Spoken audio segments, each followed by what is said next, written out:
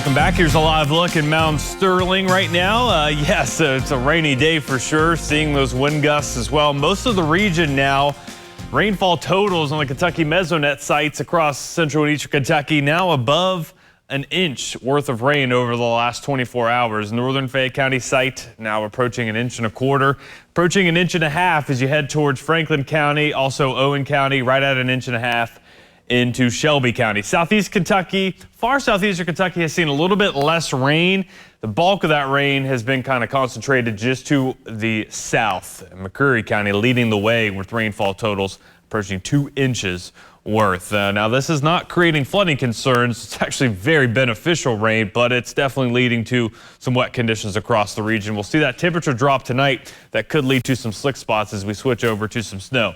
The back edge of the rain now pushing through Lexington, Nicholasville, Harrodsburg. You are starting to dry on out momentarily. There'll still be isolated to scattered showers later on today, but that's really when we're going to see those wind gusts picking up. The strong system continues to push off towards the north and the east.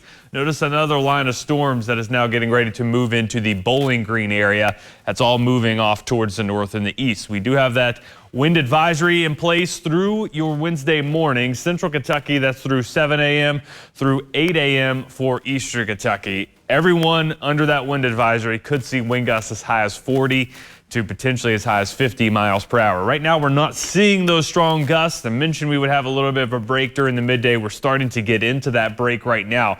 But these gusts will increase later on into the afternoon hours. Temperatures ranging from the mid to upper 40s, some low 50s. Those will be dropping later on today as well. So let's time things out here with Futurecast. That rain continues to move off towards the east. We're left with isolated showers across the region. Notice the breaks in the clouds. That's where you could get some of those stronger wind gusts kind of punching out through the lower levels of the atmosphere towards the surface. And that's where we could see some of our stronger gusts later this afternoon into the evening hours. Now, late this evening, between 10 and 11 o'clock, we're going to start to see the changeover to some snow taking place. We could get some bands of snow that will reduce visibility with those increased wind gusts.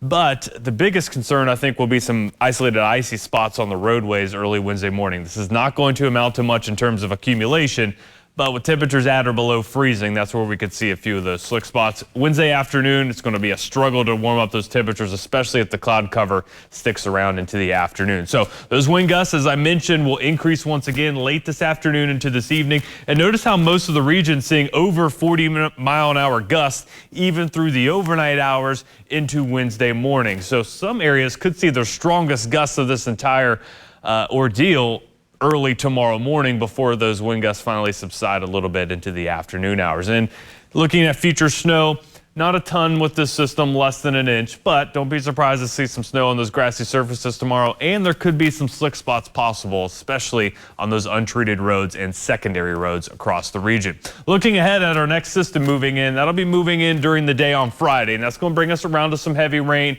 and gusty winds on the way throughout the day Friday, very similar to today. Friday night into Saturday, very similar to tonight, we're going to see a changeover to some light snow leading to some light accumulation. Now, the difference is there's going to be a big shot of cold air moving in behind that system, and that's going to set the stage potentially for some snow as you head into early next week. We're definitely going to expect cold temperatures.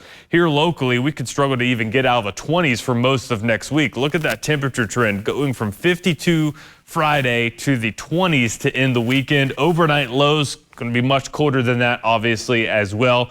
And with the moisture potentially Sunday night and Monday, we could see some accumulating snow across the region. So that's going to be something we'll be watching for you. 7-day forecast, though, we are windy today into tomorrow, especially early tomorrow morning and during the overnight. A break in the action on Thursday. No weather concerns there. Breezy, though, with more rain on the way for Friday into Saturday as we see some snow showers. And then all eyes on that system moving in early next week.